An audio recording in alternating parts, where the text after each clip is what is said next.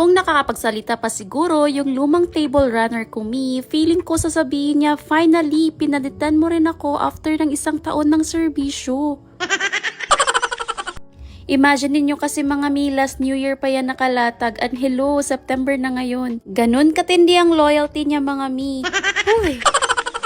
Pero ayan na mga thanks to self-adhesive wallpaper napalitan na rin. And grabe mga hindi ko in-expect, biglang naging aesthetic yung bar counter namin. Marble design siya kaya parang totoong tiles lang yung atake. DIY lang yan mga pero ang syala ng dating.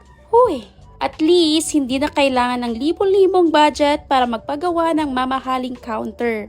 Alam nyo naman mga budget meal tayo pero ang labas pang fine dining. Chares!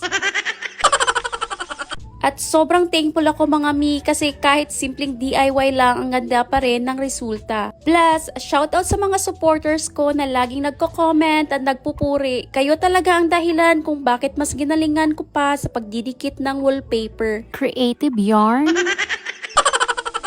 Kaya kung umabot kayo hanggang dito, comment nyo naman kung tagasan kayo. At kung bet nyo rin tong wallpaper na ginamit ko ngayon mga ilalagay ko lang yung link sa comment section at syempre sa yellow basket.